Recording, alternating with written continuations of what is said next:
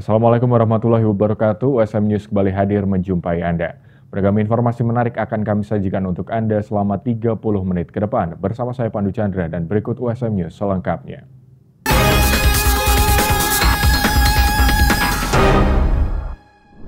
Kemunculan tren laki-laki tidak bercerita di media sosial mungkin terlihat lucu dan ringan.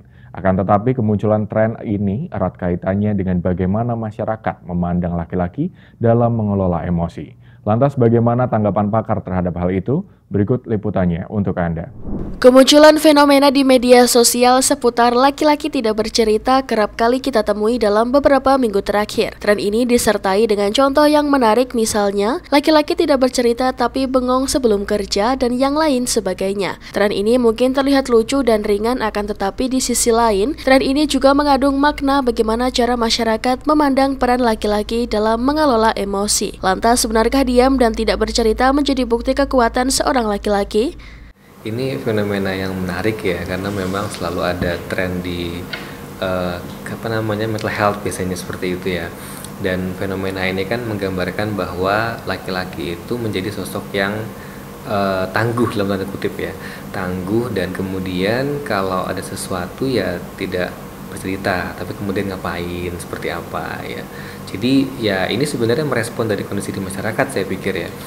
Sama seperti ketika sebelumnya juga ada fenomena duduk di kursi besi di depan minimarket kayak gitu ya. Jadi ya ini merupakan bagian dari budaya populer ya. Ketua Program Studi S1 Psikologi Universitas Semarang Yudi Kurniawan SPSI MPSI Psikolog menyebut hal ini menjadi bagian dalam budaya populer dan kerap terjadi. Kemunculan tren fenomena ini erat kaitannya dengan budaya toxic masculinity atau anggapan bahwa laki-laki memiliki tingkat maskulinitas yang tinggi. Hal itu dilatar belakangi karena laki-laki dianggap sebagai kepala dalam segala hal, di mana mereka harus selalu siap siaga memimpin dimanapun dan kapanpun. Yudi menilai bahwa laki-laki boleh untuk bercerita. Secara konsep ya, kalau kita melihat toxic masculinity itu kan konsep maskulinnya yang kemudian itu dipersepsi dengan negatif ya, bahwa laki-laki itu harus kuat, ada masalah itu harus dihadapi sendirian ya.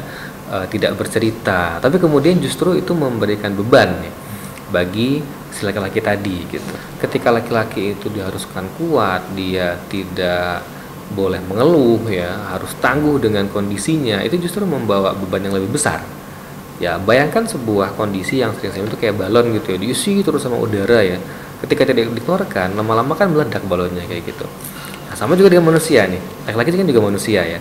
Ketika diisi terus dengan masalah tapi tidak ada media pelampiasan ya, tidak bisa bercerita ya, kemudian bisa meledak.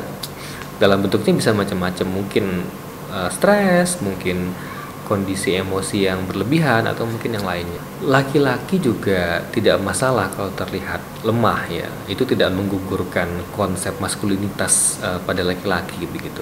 Jadi laki-laki pun juga sangat boleh bercerita ya, bercerita, menyampaikan apa yang dirasakan ya, tentu pada orang-orang yang tepat ya, nggak mungkin pada semua orang begitu, mungkin pada teman, pada pasangan, atau mungkin ke profesional, itu hal yang sangat wajar ya. Jadi it's okay to not be okay, laki-laki pun boleh sekali kenapa-kenapa, nggak apa-apa kalau mau bercerita ya, tentu pada porsi yang pas, dan itu semua tidak akan menggugurkan citra maskulin pada laki-laki.